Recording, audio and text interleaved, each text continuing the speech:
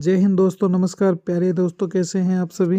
दोस्तों आज है 30 दिसंबर 2024 से रिलेटेड राजस्थान करंट अफेयर्स के जितने भी मोस्ट इम्पोर्टेंट क्वेश्चन बनते हैं आज उसके ऊपर हम चर्चा करने वाले हैं। और दोस्तों कुछ ही समय में अब अपना 2024 भी समाप्त होने वाला है, तो आने वाले 2025 की आप सभी को अग्रिम बधाई और शुभकामनाएं। और दोस्तों अगर इसकी पीडीएफ चाहिए तो टेलीग्राम को ज्वाइन कर लेना, क्योंकि टेलीग्राम पर ही मैं इसकी पीडीएफ रोज अपलोड करता हूं। तो देखिए स्टार्ट करते हैं आज की अपनी राजस्थान करंट अफेयर्स की मोस्ट इम्पोर्टेंट क्लास को। आज का अपना पहला क्वेश्चन देखिए, 2025 में राजस्थान के 9 नगरीय निकाय उपचुनाव में किस तिथि को होंगे। तो जो राजस्थान के जो नगरीय निकाय उपचुनाव है वो कब संपन्न होने वाले हैं, वर्ष 2025 में 15 अप्रैल 2025 को, मार्च 2025 को, 9 जनवरी 2025 को या फिर 10 फरवरी 2025 को। तो ये दोस्तों ये जो है वो गलत लग गया, तो ध्यान रखना 9 जनवरी 2025 को क्या है वो चुनाव जो है वो संपन्न होने वाले हैं। कौन से, तो राजस्थान के 9 नगरीय निकाय चुनाव जो है वो जनवरी 2025 में दोस्तों संपन्न होने वाले हैं। तो चलिए इसके फैक्ट्स पर डिस्कस करते हैं अपने। देखिए राजस्थान के 9 नगरीय निकाय उपचुनाव 2025, इसकी जो तारीख रखी गई है वो रखी गई है 9 जनवरी 2025। इसकी जो लोक सूचना है वो कब दी गई थी, तो 26 दिसंबर 2024 को दोस्तों इसकी सूचना जारी की गई थी।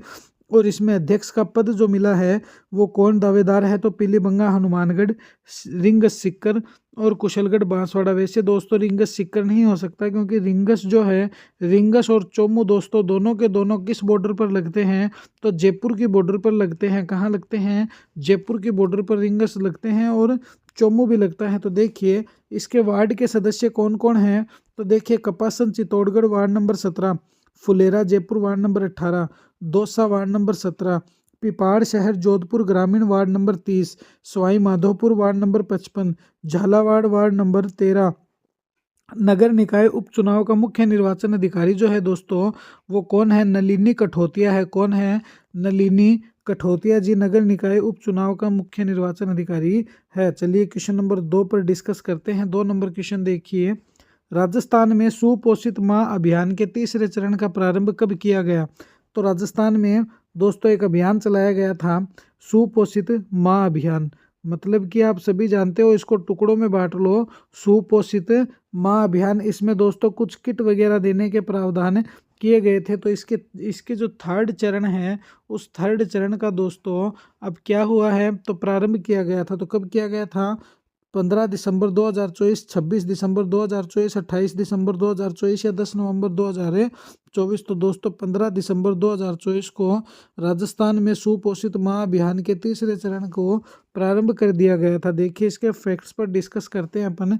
सुपोषित माँ अभियान का तीसरा चरण, तो देखिए इसकी जो शुरुआत हुई थी प्रारंभ में वो 2020 में दोस्तों कोटा बूंदी से बने लोकसभा अध्यक्ष ओम बिड़ला की पहल पर सुपोषित माँ अभियान के प्रथम चरण की शुरुआत हुई। तो ध्यान रखना इस अभियान का जो श्रेय किसको जाता है, हमारे ओम जी बिड़ला को जाता है। इसका उद्देश्य क्या रखा गया था, इस योजना का मुख्य उद्देश्य ये रखा गया था कि जितनी भी जो गर्भवती महिलाएं हैं जिनके पेट में बच्चा पल रहा है दोस्तों, उनको पोषण और स्वास्थ्य सुरक्षा जो है वो प्रदान करना इनका मुख्य उद्देश्य रखा गया था। इसका जो तीसरा चरण है, इस चरण की शुरुआत 27 दिसंबर 2024 को दशहरा मैदान श्री राम रागमंच कोटा से हुई थी। कहाँ से हुई थी, कोटा से हुई थी। और इसमें मुख्य अतिथि जो है वो केंद्रीय महिला और बाल विकास मंत्री अन्नपूर्णा देवी और उप मुख्यमंत्री दिया कुमारी जी जो थे वो इनके मुख्य अतिथि रहे थे। इसका लक्ष्य क्या रखा गया था, तो 1500 गर्भवती महिलाओं को निःशुल्क क्या है, पोषण किट प्रदान करना। मतलब कि दोस्तों 1500 महिलाओं को निःशुल्क जो है वो पोषण की किट प्रदान करना इसका मुख्य उद्देश्य रखा गया था। देखिए पोषण किट का विवरण निम्न प्रकार है। तो इसकी जो सामग्री उसमें क्या है, गेहूं है, मक्का है, बाजरा है, चावल है, दाल है, खजूर है, गुड़ है, खाद्य तेल हो गया, मूंगफली हो गई, देसी घी व मूंग से बने लड्डू आदि इसमें क्या है शामिल है। और इन सभी ऑल ओवर का दोस्तों वजन जो रखा गया था वो रखा गया था 12.5 kg।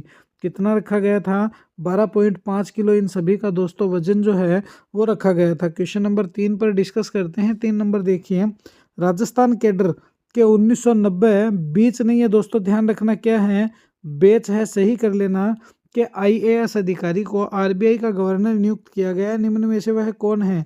तो मतलब कि दोस्तों राजस्थान कैडर से 1990 के IAS अधिकारी जो है उनको अब दोस्तों रिजर्व बैंक ऑफ इंडिया जो आप जानते हो मुंबई में है, उनका क्या बना दिया गया है? गवर्नर बना दिया गया है। उनका क्या नाम है? तो वह कौन है? तो संजय जी मल्होत्रा, सिद्धार्थ जी सिहाग, प्रदीप के गवांडे या फिर अभिषेक जी सुराणा। तो दोस्तों संजय जी मल्होत्रा जी जो है वो दोस्तों क्या है, अभी RBI के गवर्नर नियुक्त किए गए हैं। क्या किए गए? RBI के गवर्नर जो है दोस्तों वो नियुक्त किए गए हैं। तो देखिए इनके ऊपर डिस्कस करते हैं अब। राजस्थान कैडर के IAS अधिकारी Sanjay Malhotra reserve bank of India के 26वें गवर्नर नियुक्त हुए हैं। संजय मल्होत्रा गवर्नर बनने से पहले वित्त मंत्रालय में राजस्व सचिव थे। क्या थे?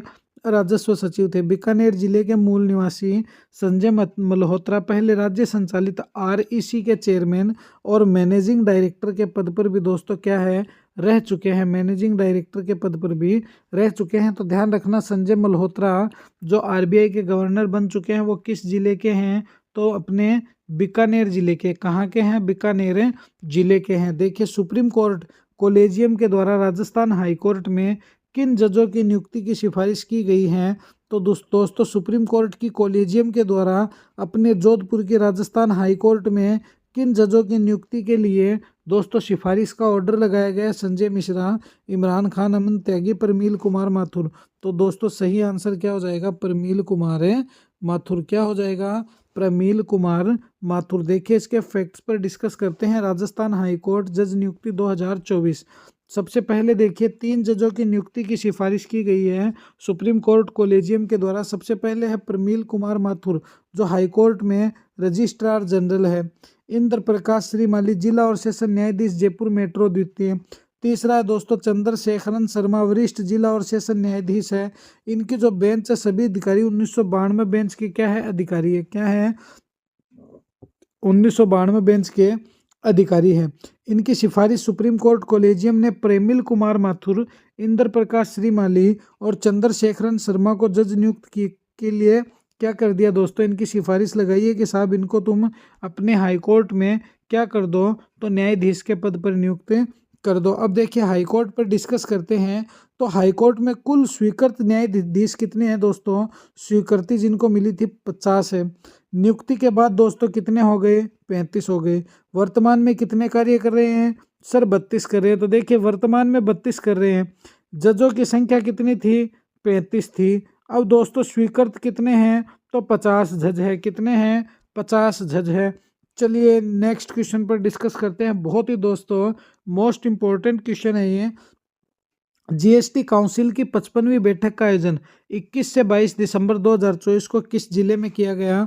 तो फटाक से ध्यान रखना, स्वर्ण नगरी जैसलमेर में। कहाँ के किया गया? स्वर्ण नगरी जैसलमेर में। चलिए इसके फैक्ट्स पर ही डिस्कस करते हैं डायरेक्ट। GST काउंसिलिंग की 55वीं बैठक का आयोजन, इसका आयोजन 21 से 22 दिसंबर 2024 को हुआ था। यह मीटिंग GST के अध्यक्ष वित्त मंत्री निर्मला सीतारमण जी की मेजबानी में दोस्तों क्या है की गई थी। इससे पहले 10वीं GST काउंसिलिंग की बैठक 2017 में उदयपुर जिले में हुई थी। तो ध्यान रखना 2017 में कौन सी GST बैठक? 10वीं।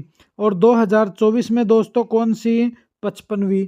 ये बात अच्छे से ध्यान में रख लेना। अब देखिए GST का मतलब होता है गुड एंड सर्विस टैक्स, जबकि अपने राहुल गांधी जी के अनुसार होता है गब्बर सिंह टैक्स। कौन सा टैक्स है ये? गब्बर सिंह टैक्स है। किसके अकॉर्डिंग? राहुल गांधी जी के अकॉर्डिंग। जिनको और भी एक अन्य नाम से जाना जाता है वो तुम कमेंट में बता देना। बाकी क्या है ये? गब्बर सिंह टैक्स है। क्या? GST। तो अब देखिए क्या है ये? GST एक वस्तु और सेवा का कर है तथा यह अप्रत्यक्ष कर है जिसे 1 जुलाई 2017 से भारत में लागू किया गया था। इसका मुख्य उद्देश्य संपूर्ण देश में एकीकृत कर प्रणाली बनाना और एक देश एक कर का लक्ष्य हासिल करना रखा गया था। GST 3 तरह की होती है दोस्तों। एक होती है CGST जो केंद्रीय सरकार द्वारा लगाई गई है। एक होती है SGST जो राज्य सरकार लगाती है। एक होती है IGST जो अंतर्राज्यीय लेन देन पर दोस्तों लगाई जाती है। GST के मुख्य पहल है। GST एक बहुस्तरीय प्रणाली है जो मूल्य संवर्धन के हर चरण पर लागू होती है। जीएसटी निम्नलिखित करों को समाहित कर रखा है। जीएसटी में कौन कौन से कर आते हैं तो ध्यान रखना, प्रवेश कर आते हैं, मनोरंजन कर है, केंद्रीय उत्पाद कर है, वेट कर है और सेवा कर है, ये कर इसमें समाहित है। अब देखिए जीएसटी को विभिन्न वस्तु और सेवाओं के लिए 4 मुख्य दरों में क्या किया गया है, कन्वर्ट किया गया है। सबसे पहले देखिए 5%, जितनी भी आवश्यकता की वस्तु है दोस्तों उनमें हमें 5% टैक्स सरकार को देना पड़ता है, पहली बात। दूसरी बात है दोस्तों 12 से 18% टैक्स किस पे लगता है, जो जनरल काम की वस्तुएं हैं, जो दोस्तों सामान्य वस्तु है उन पर हमें 18% टैक्स देना पड़ता है। अब है दोस्तों 28%, विलासिता की जितनी भी वस्तुएं हैं उन पर सभी पर हमें क्या करना पड़ता है, 28% टैक्स देना पड़ता है। देखिए नोट लगाकर क्या लिखा है कि 122वां संविधान संशोधन विधेयक 2016 में पारित हुआ था, जिसे 101वां संविधान एक्ट 2016 में अधिनियमित कर दिया गया था। भारतीय संविधान में नया अनुच्छेद 279A जोड़कर जीएसटी परिषद के गठन का प्रावधान किया गया है और देश में जीएसटी का अध्यक्ष वित्त मंत्री और राज्य में इसका अध्यक्ष दोस्तों कौन होता है, मुख्यमंत्री होता है। अगर बात दोस्तों सेंट्रल लेवल की करें तो इसका अध्यक्ष कौन है, वित्त मंत्री। और अगर दोस्तों बात स्टेट लेवल की करें तो इसका अध्यक्ष कौन होता है, सीएम साहब होते हैं, मुख्यमंत्री जी होते हैं। तो ये थी दोस्तों आज की अपनी 30/12/24 की राजस्थान करंट अफेयर्स की मोस्ट इम्पोर्टेंट क्लास। कैसी लगी ये क्लास मुझे कमेंट करके ज़रूर बताना और अपने परिवार को दोस्तों दबा के लाइक शेयर सब्सक्राइब कर देना और बेल आइकन को प्रेस कर लेना, जिससे कि आपको रोज़ इनका नोटिफिकेशन मिलता रहे। तो मिलेंगे इसी तरह एक और नेक्स्ट वीडियो में। जय हिंद, जय भारत प्यारे साथियों। टेलीग्राम को ज़्यादा से ज़्यादा ज्वाइन कर लेना।